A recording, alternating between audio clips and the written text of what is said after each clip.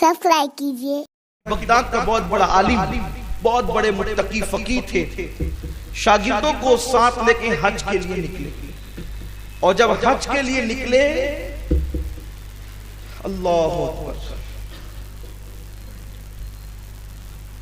Pulsar پہ بیٹھنے والا آدمی ایٹی چلانے والے کا مذاق اڑاتا ہے، کار میں بیٹھا ہوا سائیکل والے کو سلام کرنے میں شرماتا ہے۔ کتنا ہلکا ہو گیا انسان، چھوٹی چھوٹی چیز پر بہت زیادہ کرتا ہے۔ اور وہ اتنے بڑے بزرگ تھے، جب حج کے لیے نکلے ہیں تو ہزاروں کی تعداد میں ان کے شاگرد تھے، ان کے پاس پڑھنے آتے تھے۔ انہوں نے اپنے شاگردوں سے کہا، دیکھو ہم اللہ کے توکل پہ نکلیں گے اور ایسے فقیرانہ اور تصوفانہ انداز میں ہم سفر کریں گے کہ ہم ساتھ میں کوئی توشہ بھی نہیں لیں گے، متوکلین کے انداز میں نکلیں گے، ہم اہل توکل کے انداز میں، کوئی توشہ ساتھ میں نہیں ہوگا۔ اب استاد نے کہہ دیا تو شاگرد مان لیے، سب ان کے پیچھے پیچھے چل پڑے۔ جب ان کے پیچھے پیچھے چل پڑے، بہت دور تک دھوپ میں سفر کیا، چلچلاتی بھی دھوپ میں سب جھلس گئے، پانی کی پیاس تھی، تڑپ گئے، پانی الاتش الاتش۔ اور شاگردوں نے کہا، استاد آپ تو بڑے متقی ہیں، دھوپ آپ کو اتنا نہیں ستاتی، لیکن ہم تو جھلس گئے، اب ایک کام کرتے ہیں، اس دھوپ میں ہم کسی سائے میں رک جاتے ہیں، کسی سائے میں قیام کرتے ہیں، پھر جب تھوڑا سا آرام ملے گا جسم کو تو ہم پھر اپنا سفر آگے بڑھائیں گے۔ اللہ کی خفیہ تدبیر، میرے رب کی خفیہ تدبیر، اس کی آزمائش کی انداز، اللہ ہم سب کی حفاظت کرے۔ ایک گرجا کے نیچے سارے شاگرد رک گئے، جیسے گرجا کے نیچے وہ رکے، ٹھنڈی ٹھنڈی چھاؤں ان کو ملی، پیاس بھول گئے، جیسے نیچے لیٹے آنکھ لگ گئی، خواب خرگوش میں ڈوب گئے۔ استاد کو پانی کا خیال تھا کہ میں اپنے شاگردوں کے لیے پانی کا انتظام کروں۔ استاد کو خیال آیا کہ کہیں سے پانی لے آؤں۔ جیسے استاد پانی ڈھونڈنے کے لیے نکلا، پانی ڈھونڈتے وہ گرجا کے ارد گرد تھا، دیکھا کہ گرجا کے قریب میں ایک پانی کا چشمہ تھا، صاف و شفاف پانی کا چشمہ۔ اس نے جیسے ہی پانی کے چشمے میں جب وہ اپنا مشکیزہ ڈبایا، اس پانی کے چشمے کے اندر ایک خوبصورت چاند جیسی شکل نظر آئی، چاند جیسا مخڑا دکھائی دیا۔ جب اس نے پانی کے چشمے میں حسین و جمیل چہرہ دیکھا تو پلٹا، اور جب پلٹا تو گرجا کی چھت پر ایک خوبصورت نوجوان دوشیزہ کھڑی تھی، یعنی حسین و جمیل لڑکی کھڑی تھی۔ جیسے ہی خوبصورت لڑکی پر اس کی نظر پڑی، آنکھیں چار کیا ہوئی، دل پہلو سے نکلا، اور ایسا لگا کہ جیسے کسی نے اس کو چھین لیا۔ خوبصورت لڑکی کو دیکھتا ہی رہ گیا۔ اللہ تعالیٰ کا کرم شامل حال نہ ہو، من یہدہ اللہ فلا مضل لہ ومن یضللہ فلا ہادی لہ۔ اللہ جسے ہدایت دے اسے کوئی گمراہ نہیں کر سکتا، اور اللہ جسے گمراہ کرے اسے کوئی ہدایت نہیں دے سکتا۔ خطبے میں بار بار ہم سنتے ہیں لیکن توجہ نہیں کرتے، اللہ جسے ہدایت دے اسے کوئی گمراہ نہیں کر سکتا، اور اللہ جسے گمراہ کر دے اسے کوئی ہدایت نہیں دے سکتا۔ جیسے اس لڑکی کو دیکھا، آنکھیں چار ہوئی، سینے سے دل نکلا، پہلو سے دل نکلا، ایسا لگا کسی نے اچک لیا۔ اس کے بعد وہ استاد اتنا بڑا فقیہ، اتنا بڑا متقی، اتنا بڑا پرہیزگار، اس لڑکی کے حسن کے فتنے میں مبتلا ہو گیا۔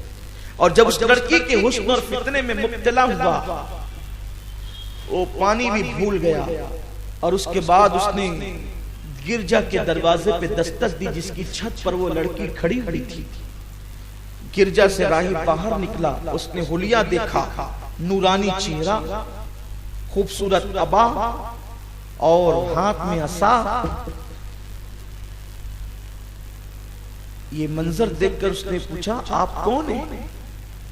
راہب سے اس نے جواب دیا کہ میں بغداد کا فلاں عالم اور فقیہ ہوں، مجھ سے کام کیا ہے آپ کو؟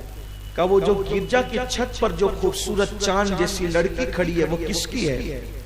راہب نے کہا میری ہے۔ اس نے صاف سیدھے لفظوں میں ایک حلال سی بات کی، اچھی سی بات کی کہ لڑکی تیری بڑی حسین و جمیل ہے، کیا اس کے ساتھ میری شادی ہو سکتی ہے، نکاح ہو سکتا ہے؟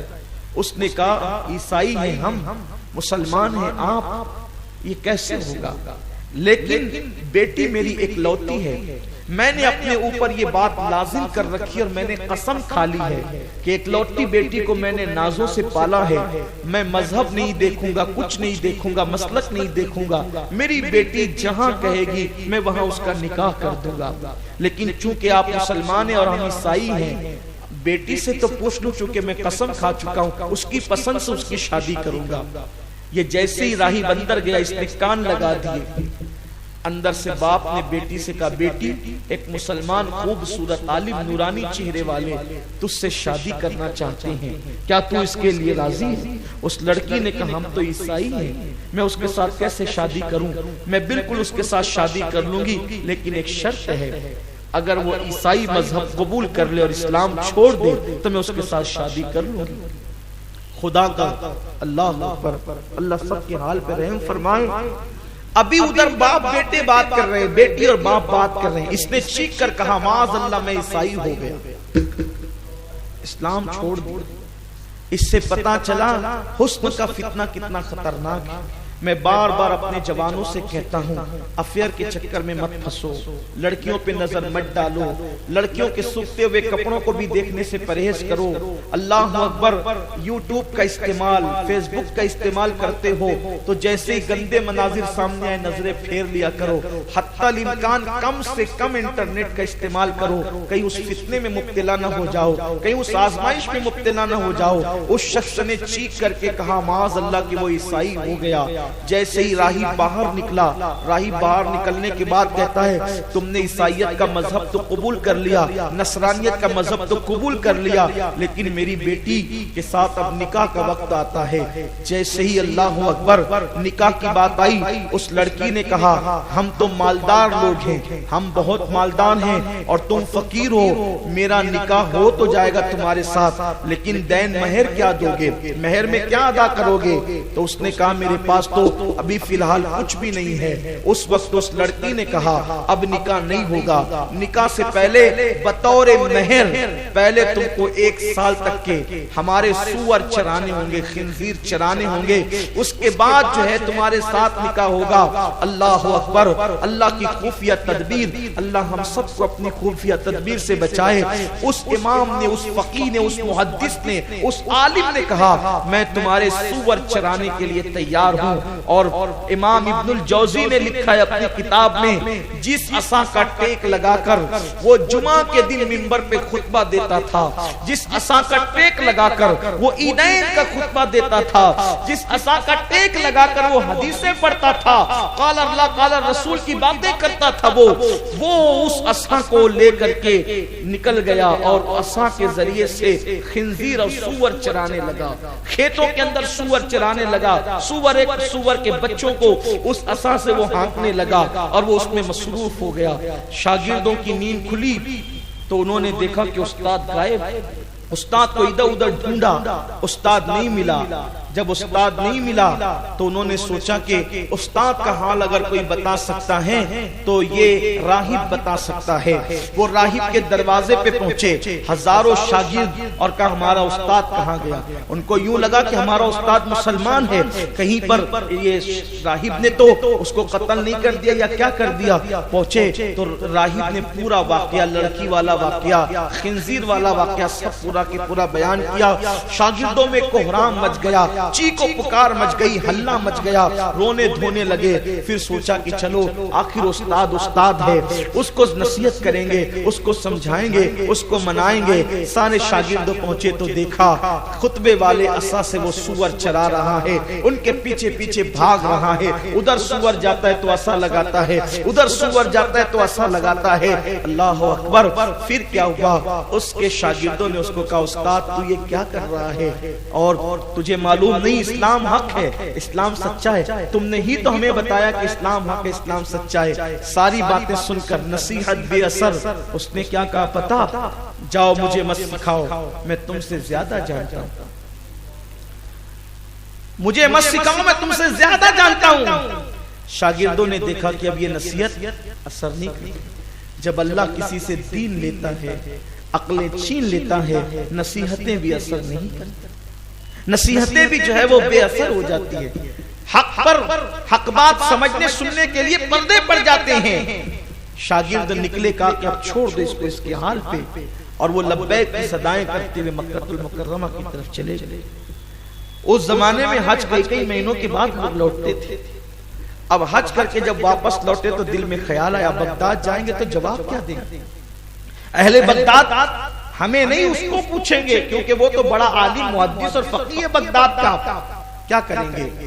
انہوں نے سوچا کہ حج سے واپس لوٹتے ہوئے ایک کام کرتے ہیں کہ اس کے لیے دعائیں کرتے ہیں، اللہ اسے ہدایت دے، ہو سکتا ہے اللہ اس کے دل پلٹ دے. دعائیں کی اس کے لیے. اور جب آئے تو دیکھا کہ پھر وہ سور چلا رہا تھا. اب تو اس کی شکل بھی تبدیل ہو رہی تھی، اس کے حالات بھی بدل چکے تھے. اللہ اکبر. سور چراتے ہوئے دیکھا، لوگ رونے لگے. پھر کہا استاد سنبھل جا، سدھر جا، عیسائیت مذہب حق نہیں ہے، اسلام حق ہے. بہت ساری باتیں بتائی. پھر بھی اس نے کہا جاؤ جاؤ میں تم سے زیادہ جانتا ہوں. پھر وہ لوگ نکل گئے ہدایت کی دعا کرتے ہوئے. پھر ہدایت کی دعا کرتے ہوئے جب نکلے، کچھ دور پہنچے تھے کہ دیکھا کہ ایک سایہ ہاتھ دیتا ہوا آ رہا ہے. وہ رک گئے. سایہ آگے بڑھتا رہا. آواز آئی رکو رکو رکو. یہ سب رکے ہوئے تھے. قریب آیا، کہا کہ میں اللہ کو گواہ بنا کر تم سب کو گواہ بنا کے توبہ کرتا ہوں اور پڑھتا ہوں لا الہ الا اللہ محمد الرسول اللہ. مذہب اسلام ہی حق اور سچا مذہب ہے. اللہ نے اس کو پھر سے ایمان کی دولت عطا کر دی، اور پھر وہ بندہ شاگردوں کے ساتھ چل پڑا، لیکن حج کی سعادت سے محروم رہا. جب بغداد گئے، پھر وہی مسند، پھر وہی جاہ و جلال، پھر وہی عزت، پھر وہی وقار، پھر وہی تقوی، پھر وہی پرہیزگاری. ایک دن حدیث کے درس کی محفل سجی ہوئی تھی. ایک لڑکی آئی، اس نے دروازے پہ دستک دی. دروازہ کھولا گیا. لڑکی اندر داخل ہوئی اور وہ آ کر کے اسی عالم اور فقیہ کے پاس بیٹھ گئی تو اس نے کہا کہ مجھے کلمہ پڑھا کر مسلمان بناؤ. لڑکی مسلمان بن گئی. بہت خوبصورت تھی. اس عالم نے اس کو پہچان لیا، شاگردوں نے بھی پہچان لیا. تو اس لڑکی سے پوچھا کہ تو یہاں کیسے آئی؟ تو کہا کہ جب یہ نکل گئے عیسائیت سے اور پھر بعد میں انہوں نے کلمہ پڑھ لیا تو کچھ دنوں کے بعد دن گزرتے گئے، چونکہ ان کی محبت بھی میرے دل میں پیدا ہو گئی تھی کہ انہوں نے میرے محبت میں معاذ اللہ اسلام چھوڑ دیا. ایک رات میں سوئی، میری قسمت جاگ گئی. میں نے خواب میں سید السادات مولائے کائنات باب مدینۃ العلم حسنین کے بابا زہرا کے شوہر علی مرتضیٰ کو دیکھا، اور علی نے مجھ سے کہا اے لڑکی اسلام مذہب سچا ہے اور جا اور اسلام قبول کر لے. تو میں اسلام قبول کرنے آئی ہوں. اب اسلام قبول تو کر لیا مولا کے کہنے پر، لیکن چاہتی ہوں کہ اب آپ کے ساتھ میرا نکاح ہو جائے. اب اس لڑکی کے ساتھ نکاح بھی ہو گیا. نکاح ہو گیا.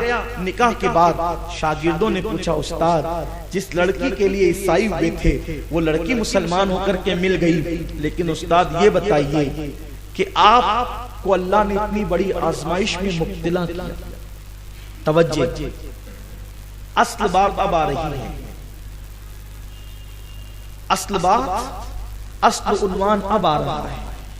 استاد